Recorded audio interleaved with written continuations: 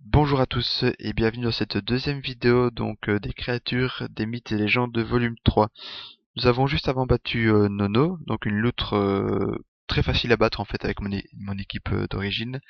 Malheureusement ici cette tortue en face appelée Tion Explorateur est une mascotte qui a un sale bouclier en fait, mon équipe d'origine est inefficace contre celle-ci. C'est pourquoi j'ai dû switcher en prenant donc un Renardo arctique, un idole d'Anubisat et la petite étoile de fer. Renardo ou tout autre loup en fait capable de lancer le sort hurlement, hurlement qui brise le bouclier adverse. Donc ça peut être très utile pour la suite. Idole d'Anubisat évidemment pour son attaque tempête de sable qui d'une part permet d'esquiver pas mal d'attaques et aussi parce que c'est une attaque contre l'aquatique. Et la petite étoile de fer qui elle servira à achever la tortue, voire même à l'utiliser dès le début en fonction de ce qu'elle enverra en fait.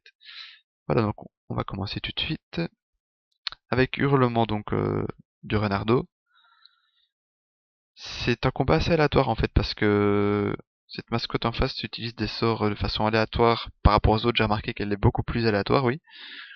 Voici donc la vague, souvent qui arrive au début, c'est pas un souci. On a lancé hurlement pour briser son bouclier, donc qui dure 2 tours, on peut le voir ici. C'est pourquoi on va switcher sur l'idole d'Anubis et commencer directement avec tempête de sable. Elle a commencé avec pompe, ce qui n'est pas pour nous aider, on va dire. Mais bien heureusement, voilà. 833 de dégâts, c'est pas à négliger. On va la mettre de côté pour éventuellement tenter une deuxième tempête si nécessaire. Ici, on va reswitcher on va switcher sur la petite étoile de fer, en espérant qu'en face elle ne pose pas de bouclier.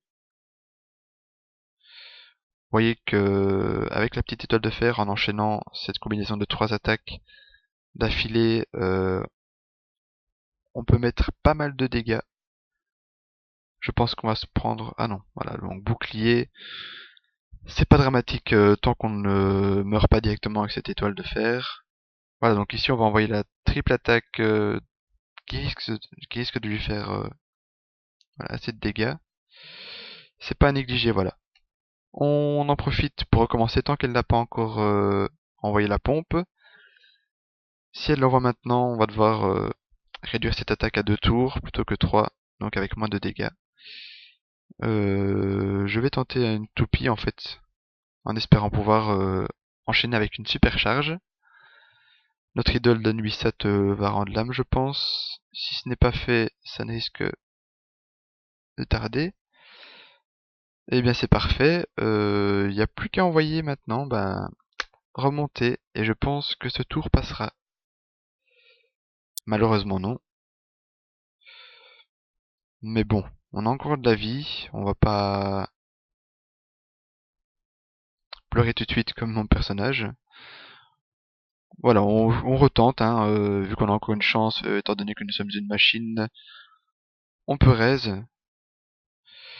Le souci c'est que ma dernière chance vient de passer à la trappe. Ah non, c'est mon tour, voilà. Je peux lancer cette attaque et clôturer le combat d'une simple attaque remontée. Voilà, donc je vous le signale juste, cette mascotte, j'ai dû la faire à plusieurs reprises pour y arriver. Euh, la toute première fois, je l'ai faite en 2 fois avec cette équipe. Ici pour la vidéo, voilà, 4-5 fois. Euh, je vous rassure, les suivantes seront beaucoup plus simples à battre. La tortue, c'est une sale épreuve, voilà. Si vous saviez, tout comme moi, utiliser ce genre de mascotte, je pense que c'est une des meilleures chances pour y arriver. Voilà, nous allons passer donc à la suite, qui sera donc de vaincre Tripépine, très simple à battre vu que c'est une bête. Et voilà, merci d'avoir regardé ma vidéo, et j'espère qu'elle vous aidera, même si ce n'est pas la plus efficace. Merci à vous, et à plus tard.